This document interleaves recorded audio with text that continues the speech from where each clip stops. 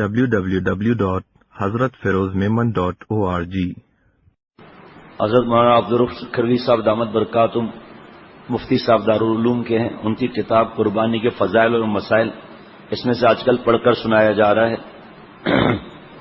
ایک حدیث پاک کا مفہوم ہے کہ جس پر قربانی واجب ہے اور وہ قربانی نہ کرے تو پیارے نبی صلی اللہ تعالی وسلم نے فرمایا وہ ہمارے عیدگاہ میں نہ آئے. اور فرمایا کہ حدیث پاک کا مفہوم ہے کہ ہر بال کے بدلے میں اس کو نیکی ملے گی. اور فرمایا کہ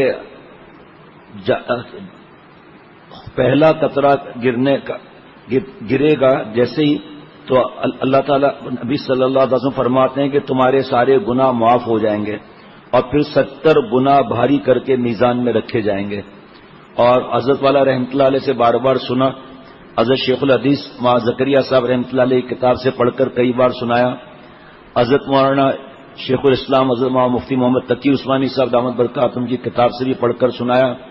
اور حضرت ماں زکریا صاحب رحمۃ اللہ علیہ نے فضائل رمضان میں لکھا ہے کہ سارے علماء کا اجماع ہے کہ جہاں جہاں گناہ معاف کرنے کی خوشخبریاں ہیں صغیرہ گناہ معاف کرنے کی ہے. وہ کبیرہ گناہ جو ہے بغیر توبہ کے معاف نہیں ہوتے، توبہ کی 4 شرطوں سے.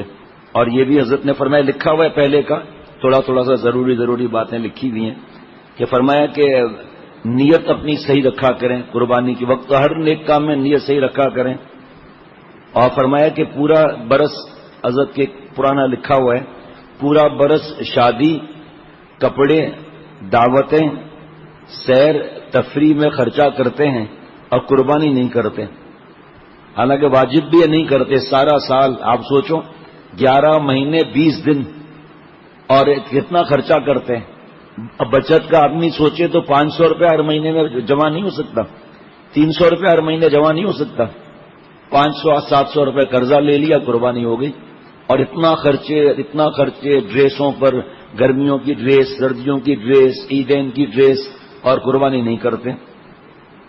اب آج کل ہم تلاش کر رہے ہیں حضرت کی یہ کیسٹ. اس وقت ہوش نہیں تھا کہ آدمی لکھ لیتا تاریخ وغیرہ.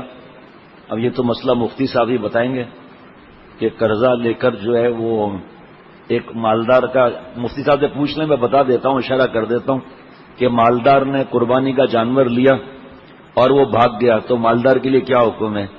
ایک آدمی کے پر قربانی نہیں تھی، اس نے قرضہ لے کر جو ہے وہ جانور لیا، جانور بھاگ گیا، اس کو کیا کرنا ہوگا؟ میں مولانا انوار اللہ صاحب سے پوچھ کر پھر کل بتا دوں گا، مولانا خود ہی بتا دیں گے، لیکن یہ مفتی صاحب سے پوچھ لیں اس کے بارے میں. حضرت والا شیخ العرب والعجم عارف باللہ حضرت مولانا شاہکی محمد اختر صاحب رحمۃ اللہ علیہ نے فرمایا کہ ایک تو جو نابالغ ہے ان کی طرف سے قربانی ہے ہی نہیں، اور اگر فرض کریں والد کرتا ہے تو نابالغ کا جو مالک والے پیسے ہیں نا اس سے نہیں کر سکتا. اور دیکھیے کیا عجیب و غریب حضرت والا کی بات ہے، سبحان اللہ، کہ جب اللہ تعالیٰ پیارے ہوں گے، حضور صلی اللہ علیہ وسلم بھی پیارے ہوں گے تو اللہ والے بھی پیارے ہوں گے پھر. اور اللہ والے پیارے ہوں گے تو ان سے بات پوچھ کر عمل کرے گا کہ اللہ والے ہیں، ان کی بات ماننے کی فکر رکھے گا، سامنے موجود ہیں. تو فرمایا اس کے بعد اللہ تعالیٰ کے احکامات نہیں پیارے لگیں گے. یہ جو ہمیں اللہ تعالیٰ کے احکامات پیارے نہیں لگتے اور ہم ادھر ادھر کی باتوں میں دین کے احکامات کو چھوڑ دیتے ہیں، تو جب اللہ پیارے لگیں گے، حضور صلی اللہ علیہ وسلم پیارے لگیں گے، تو اللہ والے پیارے لگیں گے کہ ہم سے اللہ کو ملائیں گے، ہمیں اللہ سے ملائیں گے، تو اللہ تعالیٰ کے احکامات بھی پیارے لگیں گے.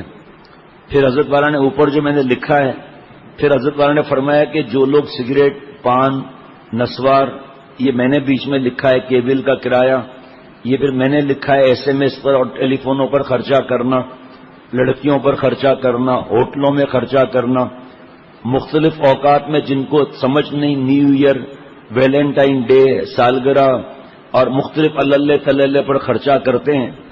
وہ ایک باکس میں اگر تھوڑا تھوڑا پیسہ جمع کریں پھر دیکھتے ہیں کہ کتنی رقم بنتی ہے. اور فیشن اور موبائل، یہ سب 2-4 چیزیں میرے ہاتھ کی لکھی ہوئی ہیں کہ فیشن پر خرچہ اور موبائل کو بدلنے پر خرچے کرتے ہیں. سال میں بہت سے لوگ 8-8, 10-10 موبائل بدلتے ہیں، ہر 2 مہینے کے بعد موبائل بدل دیتے ہیں، ہر مہینے موبائل بدل دیتے ہیں. کتنا پیسہ ضائع ہوتا ہے اس پر، اور فیشن پر کتنا. اللہ تعالیٰ ہم سب کو دین کی سمجھ عطا فرمائے. www hazratfirozmemon.org